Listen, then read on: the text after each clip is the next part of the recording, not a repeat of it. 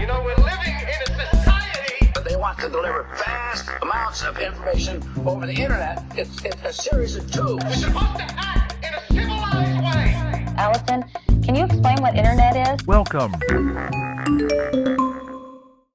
What's up, you guys? Welcome back to Indirect Message. I'm Laci Green. Apologies for the brief delay in episodes. I have had some big life things happening, but I wanted to let you guys know that this coming year, content-wise, I'm going to be focusing almost exclusively on this podcast rather than YouTube videos. I did both consistently for about a year, maybe a year and a half, and I've just decided that podcasting is just where I'm at right now. I love these conversations. I love talking to you guys more in depth about stuff. I also just love that podcasting is decentralized and I don't need to rely on Daddy Google. So that's coming down the pipeline, 2022, baby, if you can believe it. Oh, one more thing. I'm gonna do a little more narrative style podcasting, a little storytelling rather than just straight interview. We'll see how it goes. All right, let's get into it.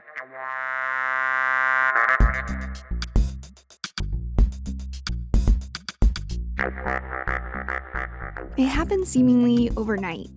At some point in 2019, TikTok videos were literally everywhere. On Reddit, Facebook, Twitter, Instagram, even YouTube. All watermarked with that iconic music note logo. Fast forward to 2021, and TikTok has now been downloaded nearly 3 billion times. It's growing 4 times faster than Facebook and YouTube did. And despite being only a few years old, users already spend more time on TikTok than they do on YouTube. And yet, TikTok itself is kind of mysterious. It's the first social media giant to come out of China, which is worth a pause. China's internet is some of the most aggressively censored in the world. Experts place it on par with North Korea, though obviously more widely available. The Chinese Communist Party, also known as the CCP, carefully monitors their citizens' social media use. And the government's sophisticated technology regularly disappears websites, conversations, and even people that it finds undesirable. Perhaps unsurprisingly, China imprisons more people for their internet speech than any other country in the world, and that includes journalists.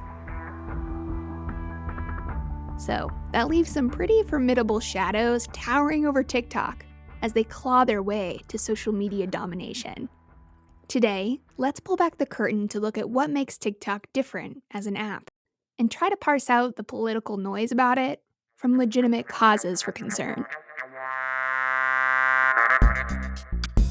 Chapter 1: The Ultimate Slot Machine. On the surface, TikTok's global popularity is obvious. It serves up short, entertaining videos to a generation with frazzled attention spans. The barrier to entry is low too.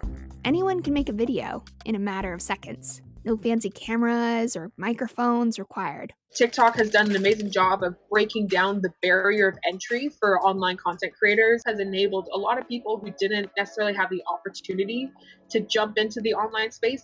But perhaps most of its popularity is like other apps. TikTok quietly sucks us in to the endless scroll. The first time I used TikTok, I was sucked into a video about making the perfect cup of coffee. Then came the videos of weird gadgets to make said coffee, and how coffee beans are properly roasted. Here we have the green beans. This is the way we receive them from the farmer. This is after we've roasted them after about a 21-minute process. Before I knew it, a half hour had gone by. It was like I'd been hypnotized. And secretly, I liked it. Of course, much has been said about how addictive social media is. Once we log in, we keep coming back mindlessly over and over and over for our dopamine hit, like a bunch of junkies. But TikTok somehow manages to be even more addictive than other apps. How do they do it? The short answer is that TikTok gets to know you really well, and it does it really fast, in just 2 hours. The more detailed answer is that TikTok has built a sort of super algorithm that's based on the most powerful elements of 17 other apps, all owned by their parent company, ByteDance. Today, TikTok's algorithm is so sophisticated that the people who made it don't even fully understand it. Which is hugely horrifying. It was kind of like a scales dropping in my eyes moment. Like it was the moment basically that turned me into a massive tech skeptic. This is Chris Stokel-Walker. He's a journalist who did a multi-year investigation into TikTok, all reported in his book, TikTok Boom. So TikTok is predicated on this thing called the content graph rather than the social graph. So a lot of other social media platforms rely on what people who are like you or what people who you are friends with interact with to then show you content. TikTok instead focuses very much on the content that you personally engage with. As you scroll, TikTok precisely measures down to the millisecond how long you watched each video and what frame caused you to swipe next. It tracks the themes of each video you watched, whether you rewatched it, and how many times. Once it's found something you like, they drip slight variations into your feed so that it can map out the contours of who you are and what keeps you scrolling. Which is why one person's feed might be full of craft videos and another's full of, well, butts. There was a UK parliamentary hearing, and this member of parliament, this politician, was very aggressively questioning this TikTok representative about why TikTok was showing users lots of videos of women's butts. Just in that moment, he kind of like outed himself. But where TikTok starts to diverge even further from American social media is in how people get famous. On TikTok, almost anybody can become an overnight viral sensation. At number 10, we have Dixie D'Amelio with 52.4 million followers and 3 billion likes. I grew my literally 30 million followers plus in a matter of 9 months. On TikTok, every single video gets seen by a small test audience, and then it goes out to bigger and bigger audiences if people engage with it. Compare this to YouTube and Facebook, where videos go viral based in part on how many views a person already has. So, in a way, the rich get richer on Facebook and YouTube. The more followers you have, the more followers you get. Kind of like America itself. Whereas on TikTok, everyone gets an equal assessment, which produces a lot more one-hit wonders. More collectivist, you might say. Kind of like China. I think this approach could foster more fairness and creativity, but smart people have argued that this is also part of TikTok's addictiveness. It gives more people a little taste of fame and attention, and that keeps us churning out videos in the pursuit of the next rush.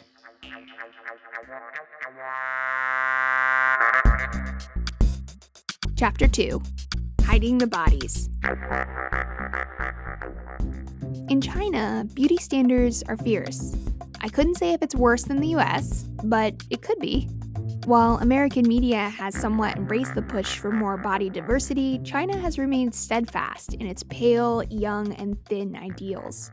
China is also in the middle of a major plastic surgery boom. In early 2000, majority of the marketing was done offline, just traditional advertising on the streets. But then in the recent past few years, we've seen lots of vertical integrated mobile phone apps being advanced in the market. Experts point to popular cosmetic surgery apps like Chiang Mai that scans pictures of your face and body to give it a score. Then the app shows what your post-surgery body could look like. You can book the procedures with a single swipe, as simple as ordering takeout. TikTok is nowhere near as aggressive as Chiang Mai. But like all social media, the ways that we're conditioned to see ourselves and others through these apps isn't always realistic. The Chinese version of TikTok, which is called Douyin, automatically applies a skin whitening filter to anybody that uses it, which might seem kind of strange to Americans, who use creams and sunbeds to get the opposite effect, a sun-kissed tan. But in many countries around the world, skin whitening is common. It's an ancient ideal that emerged to look more like the wealthy, who didn't have to work out in the sun all day. The pale ideal was further exported around the world through colonization and slavery. Instagram and Snapchat are also creating digital worlds under layers of filters in Photoshop.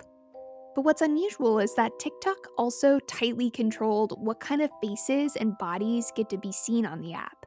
Chris's investigation turned up proof that they were actively hiding people with disabilities and other physical traits. Here's the list of traits that moderators were instructed to hide. Ugly facial looks, a disformatted face, lack of front teeth, senior people with too many wrinkles, obvious facial scars, abnormal body shapes, people who are chubby, people who are obese, or people who are too thin. TikTok also sought to promote videos from people who looked wealthy. They suppressed videos that were shot with dilapidated backgrounds or rural fields. They recently claimed to have stopped this. Is this something to be concerned about? Almost certainly. But at least as far as beauty biases go, it's also true that among the influencer crowd, you're gonna find conventionally attractive people way overrepresented there. And to our knowledge, that's not because Facebook or YouTube are engineering it that way. So one point of view might be that TikTok's policy was just ruthless marketing. But the deliberate exclusion of people who look different, whose bodies work differently, strikes me as incredibly malicious. Chris admits it's not a good look, but he argues that this is more about East-West cultural differences than malice.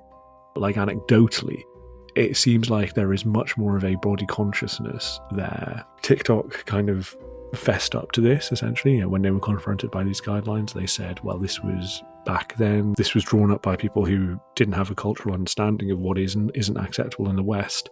And it has changed. Like, I've seen more recent content moderation guidelines that don't cover that stuff. And it just shows you kind of like how different TikTok is to all the other tech that we've interacted with in our lives, which has generally come from a super small parcel of land in Silicon Valley with all of the kind of cultural ideals that comes with.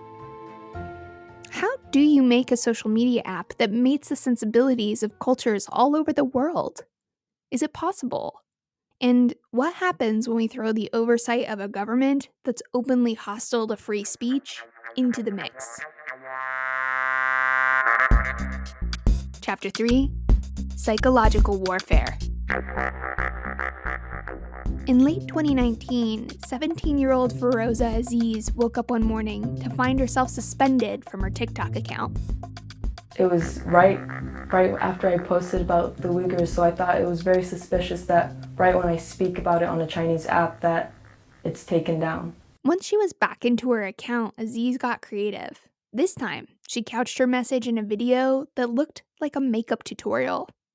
Hi guys, so I'm going to teach you guys how to get long lashes. So the first thing you need to do is grab your lash curler, curl your lashes obviously, then you're going to put them down and use your phone that you're using right now to search up what's happening in China, how they're getting concentration camps, throwing innocent Muslims in there, separating their families from each other, kidnapping them, murdering them, raping them, forcing them to eat pork, forcing them to drink, forcing them to convert different religions. People that go into these concentration camps don't come back alive. This is another Holocaust, yet no one is talking about it. So you can grab your lash curler again.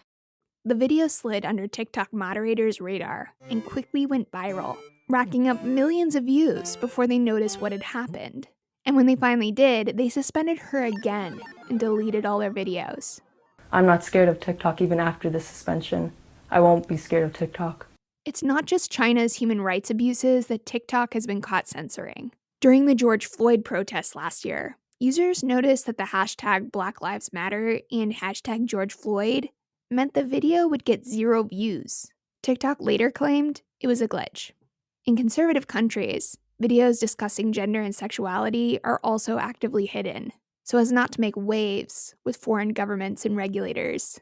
Many of the topics that get censored on TikTok happen to be topics that the CCP censors as well, which is why a lot of people have been asking, how much control over TikTok does the CCP have exactly? And this has fueled a cascade of political spats. We're looking at TikTok. We may be banning TikTok. We may be doing some other things. There are a couple of options, but a lot of things are happening. So we'll see what happens. But rumors that TikTok was some kind of Chinese spyware rippled through America. But so far, the proof of this spyware business is pretty sparse. I haven't been able yet to find the red bat phone that connects Xi Jinping with ByteDance executives. Doesn't mean that it definitely doesn't exist. It could just be that I haven't found it yet and my colleagues haven't found it yet, but we have been trying quite hard. I'm not going to turn down the exclusive a lifetime. President Biden also opened an investigation into TikTok. Still no smoking guns. In the meantime, TikTok repeats over and over again to American media that they are not controlled by the CCP, that TikTok would never remove videos at their request, or turn over user data. I asked Chris if we should trust what they say. I don't trust what they say. So, for instance, TikTok have previously given off the impression that they never send any user data to China, which is a lie. It's a white lie, because what they do is they don't send user data en masse to China, but they do have a very, very strong engineering base in China to kind of like keep the app working, and to develop new features they need to send chunks of like user data at times. If they were totally transparent with it, then you would have some people saying, aha, so you do send stuff to China, while overlooking that they were being open about it. Part of it is that I think they are damned if they do and damned if they don't to a certain extent. What piques my curiosity about TikTok to begin with isn't necessarily the fact that they have all this information about us. The concern and question is how that information, and how the increasingly aggressive AI that gathered that information, could be weaponized. I like to think this isn't just, sort of Black Mirror style paranoia, because a milder version of this has already happened on Facebook. In the Cambridge Analytica scandal, 87 million people had their data harvested by none other than a stupid online quiz. Their data, and all their friends' data, was then used to bolster Trump and Brexit political campaigns. My name is Christopher Wiley. I'm a data scientist, and I helped set up Cambridge Analytica. It's something that I regret. It's incorrect to call Cambridge Analytica a purely sort of data science company or an algorithm. It is a full-service propaganda machine. You want to fight a war, you want to win a war, you need weapons for that. He wanted cultural weapons, and we could build them for him. You get all this money and you've got a billionaire breathing down your neck going, why don't I have it yet? I've just given you tens of millions of dollars, and like, where's my psychological warfare weapon? If you can control all of the streams of information around your opponents, can then influence how they're going to behave and react. If you were a friend of somebody who used the app, you would have no idea that I've just pulled all of your data. Things like status updates, likes, in some cases private messages. That gets then sent to a targeting team, which then, injects it into the internet. Websites will be created, blogs will be created, whatever it is that we think this target profile will be receptive to, we will create content for them to find. And then they see that and they click it and they go down the rabbit hole until they start to think something differently.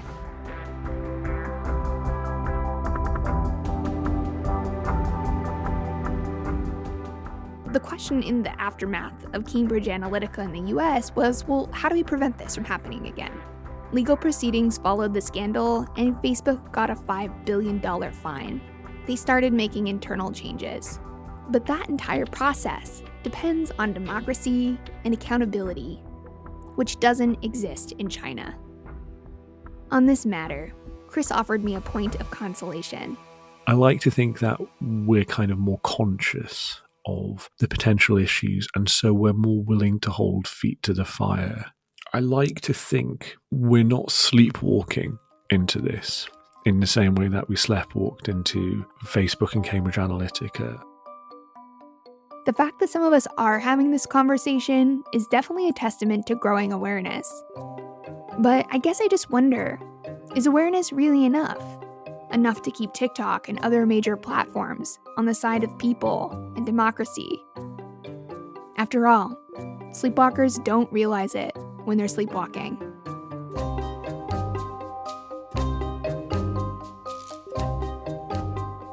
If you're listening in on YouTube, do let me know your thoughts in the comments below. And a big thanks to Chris for helping me with this episode. His book, TikTok Boom, is packed with interesting information on this topic if you'd like to learn more. Thanks for joining me, guys. I'll see you again soon.